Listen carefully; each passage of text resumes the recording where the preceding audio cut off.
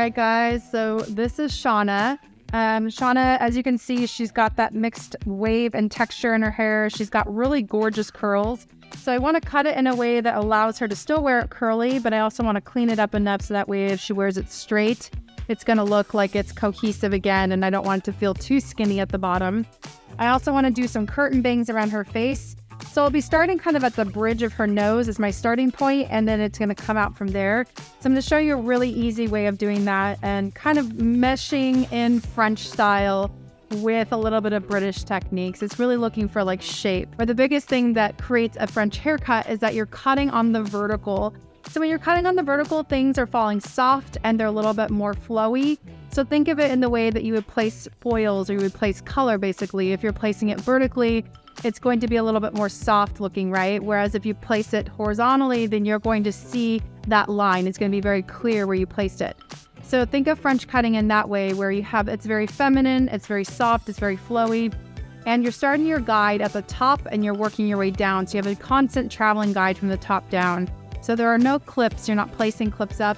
So when it comes to cutting French, you're going to be using longer, deeper sections, wider sections, and you're going to be using a longer comb, and you're going to be using longer shears. This is a 6.5 inch shear by Olivia Garden. These are the Silk Cut Pros. This is my go-to typically, but whatever shear that you are comfortable with and you like to use, go with that, between a 6.5 and a 7-inch shear. So when we're holding this, we're actually going to put our hands all the way inside of the shears, just like this. So you're palming the shear, and what that helps with is when you're actually creating that incision, you're almost cutting like a seamstress would. So you're cut like long fabric, and you're going to be cutting on the inside of the shear, and you're using less of the outside of your shear. You're using more of this part of the blade.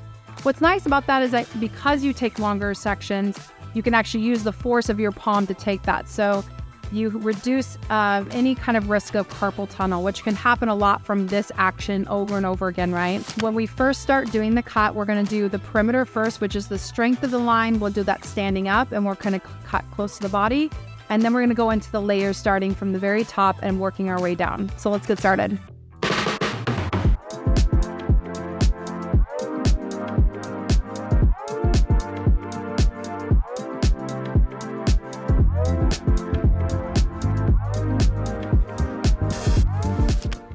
So when it comes to parting a long haircut, you generally want to go 1 to 2 finger widths behind the ear. On finer hair texture, you generally want to go a little bit more, and on thicker hair, you can get away with doing a little bit less, just because you want to make sure that the stuff around the ear area, you just don't want to add too much separation, basically. So on her texture, because she's got medium, it's fine to medium, I would say, but she's got density, so she's got a lot of hair. First, if you use your finger right behind the ear and you use your comb and draw it straight down, it will meet your finger there, and you won't have to worry so hard about making like a perfect part line. So I'm going to go ahead and just section this out of the way. This is going to go forward, and the rest will go back, and I'm just going to bring everything straight back. So rather than pushing it down this way, I'm going to have it pull straight back this way, so I'm squaring that off.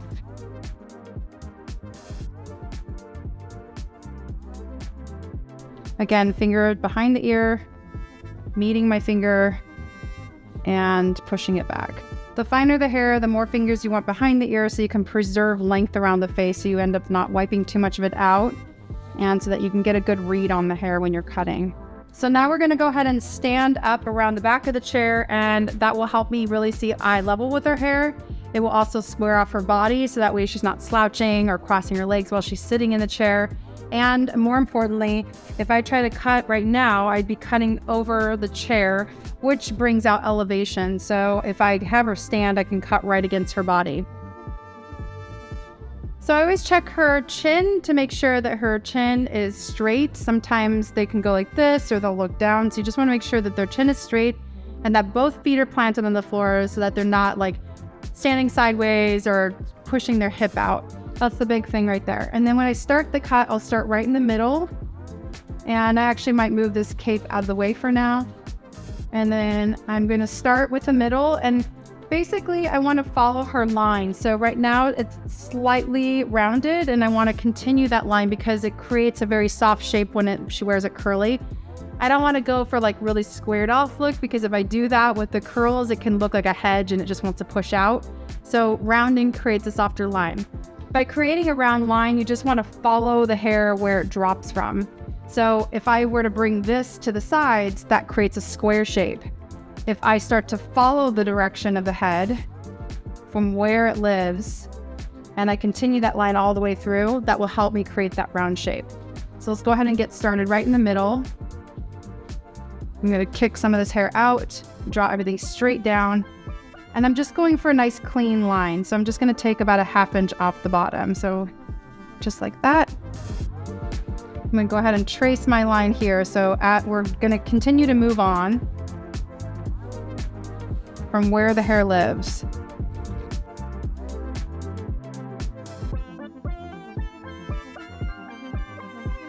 I'll do the same thing on the other side.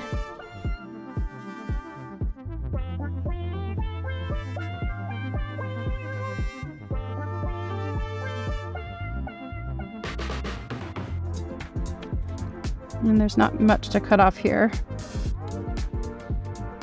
Now I'll bring everything back into the square shape just so I can check to see for balance on side to side and see if one side's longer than the other. This side needs to be taken up a little bit more.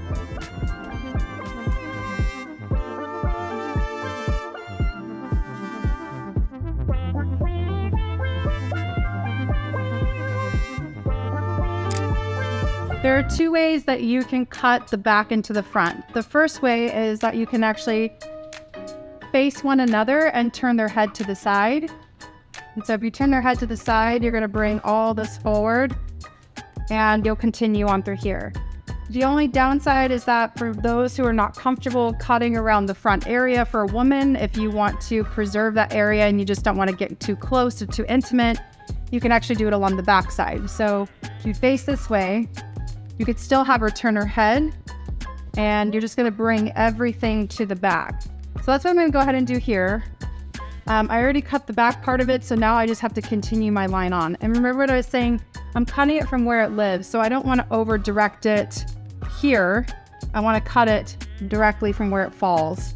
So I'm going to continue my line from the back into the front. And because last time she got lots of layering done and face framing, there's not much to cut off at all around the front. There we go.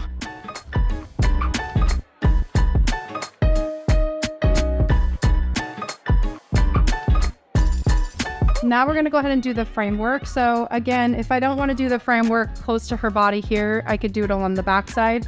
So I'll show you both ways actually. So the first way is turning her head to the side, staying along the back. And I'm going to start her framework actually because this is going to be my curtain bang. Curtain bangs I like to do from, everyone kind of has like a recession line up at the top and then it comes back around and then we have a loop through here. So I stop right in here. So this little area right where her temple is, that's what I'm going to kick out. And then this is where I'm going to start for layering around her face. The rest of it I'm going to kick out, so I just need to worry about her hairline. So I'm going to bring everything else out of the way so it doesn't distract me from what I'm trying to do. And her layering is going to start right where her cheekbone is basically. And I'm going to start here at the bottom of her cheekbone, but I'm going to use the top of my shear. So when I'm doing this, I actually will use my finger and I will hold the shear directly onto my finger. I'm not pushing into it, I'm just holding it there. So I'm going to rest my shear on top of my finger. I'm holding the whole section in my fingers. And before I start slide cutting down, I want to make sure I'm not closing my shear all the way. So I'm going to go ahead and just start to slowly close it down and walk the shears all the way down to that section. I'm going to regroup because I'm dropping my section. And I'm going to do that again. Walking it down, not closing my shear all the way, and really working on having it cut from the middle to the back part of my shear, but never closing it down. So I'm going to leave that out, and then I'm going to go ahead and do the other side. But like I was saying, I want to show you two different ways. So the other way I'm going to do it is facing the front of her, and I'll have her turn her head to the other side. So now I'm going to turn her head to the other side, and once again, this hair right here is going to be part of her curtain bang. So that gets reserved out. I don't have to worry about that for now. So I'm going to bring this part out, and I'm going to kick the rest out of the way so I don't have to worry about that distracting me. And once again, I'm going to bring everything straight down, hold everything in my hand, and I'm going to start right at the bottom of her cheekbone, right in the inside of my shear. So I'm going to open my shear up, and I'm going to go ahead and start sliding it down. And remember what I was saying, you can rest the tip of your shear right on top of your finger as you move your hands down. Do not close the shear all the way, just rock your shear open and closed until you run out of hair to cut. Before I go into the curtain bang, which I'll be doing later on, I'm just gonna reserve this and throw it out of the way for now. And I'm just gonna check the sides to see if they're equal. It looks like I got a little bit more shy on this side, so I'm gonna go into this carving a little bit more on the downside, but it looks like we're pretty equal on length. And this side's slightly shorter in the beginning, and it's still under her chin. So I'm gonna actually just correct that spot right here. Remember, this is the side I did when I was on the back side of her. So I'm just gonna adjust this little piece here, and I'm just gonna nick into that very top and glide out. That just took that piece a little shorter. And then I wanna get a little bit more framework for here. So I'm gonna go ahead and regroup from that point on. And I'm just gonna bring her framework in slightly more. I'm gonna carve that out. There we go. One last thing is I like to just kick out the very hairline where it's really, really curly and spindly through there. I just don't want this to get too flyaway on her, so that if she wears her hair straight, she doesn't have these little these fine wispy flyaways. So I'm actually gonna take this and I'm gonna strengthen the framework right around her face here. And she doesn't really have much to cut here. Some people, it's really noticeable, and others it's not. And a lot of times it's determined by the hairline. Some people's hairline it grows down lower, or it comes further in. But hers, she doesn't have too much extra hair in that spot. And I'll do the same thing on the other side. Again, just push out the very front of the hairline and evaluate her framework through there. And just see if there is any long little spindly pieces that don't really, I just don't want it to look like cobwebs around the face. Clean that line up a little bit more. And there we go. This is going to be her bang later on, so I'm just going to drop this out, and we're going to check for balance on both sides before I have her sit down. So I'm going to just comb everything straight down. I'm gonna bring everything straight forward and just check for balance. It's a little bit longer on this side here, so I'm gonna have her turn her head to the side. Again, if you're not comfortable cutting around the front, then you can just have her turn to the back. And I'm just gonna look for a minor adjustment in through here, and it looks like it's just right in that spot. It gets a little bit longer. So I'm gonna go ahead and just cut that little piece. I'm gonna show you one last thing to check on the perimeter of a long hair cut before I have her sit down also. But let me make sure she's even on sides first.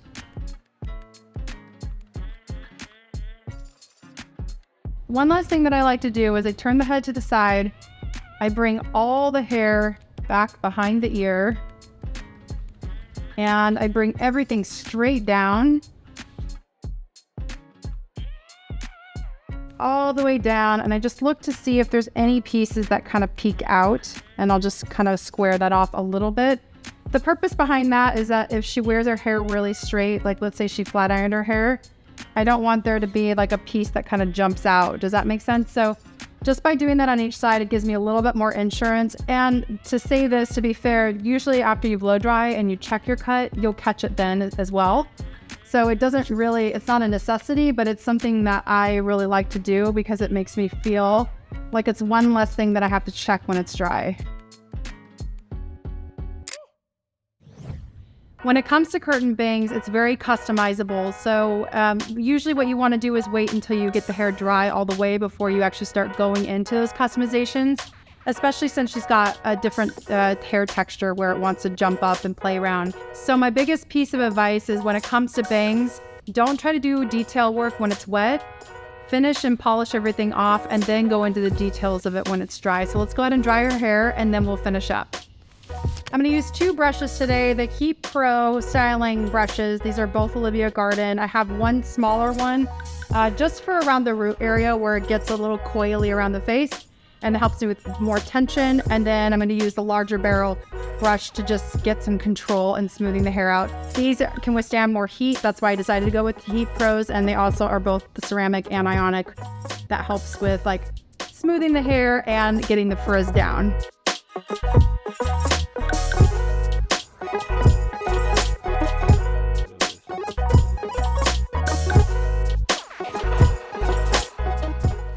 Now that I'm seeing her bang as it's dried, I'm gonna go ahead and just open up this little space right here. So I just wanna focus 3/4 eyebrow to 3/4 eyebrow.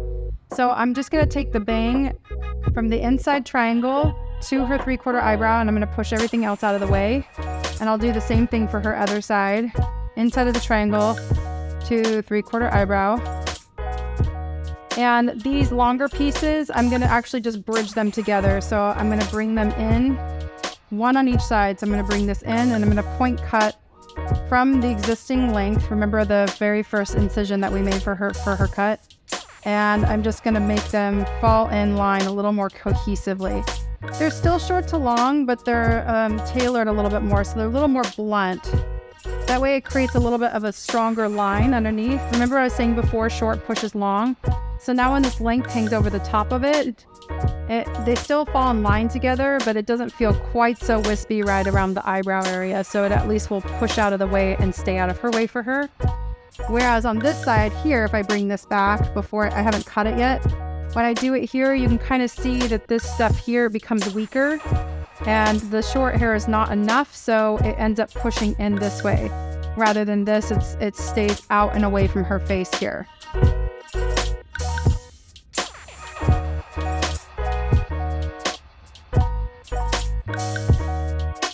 And one last thing I can do for her bang is I can go ahead and over direct it more, so that will kind of give a little bit more bend right through this area and open the bang up even more. So I'm going to just do that really quickly and then I'll polish the rest of her style and we'll be done.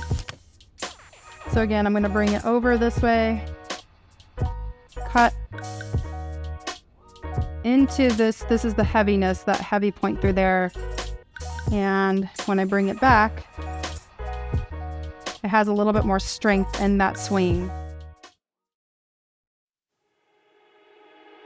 All right, so there you have it. She looks glorious. Just keep in mind that a lot of your detail work should be done when it's dry.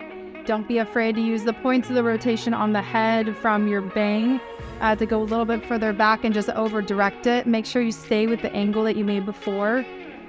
With the perimeter, just make sure that you're standing up and looking eye level. Remember to keep that chin nice and square to the body, so that way you're not looking down or to the side, and have both feet planted firmly on the floor. I encourage you to try this out. I think it's a really fun style and it's really easy to follow. Just take it slow and take it easy and don't be so hard on yourself. But thank you so much for watching, guys. I really hope you enjoy this style. I, for one, love the curtain bang because it looks good on so many different people and you get to customize it. That in itself is like a whole haircut in one, in my opinion. So have fun with it and I'll see you next time.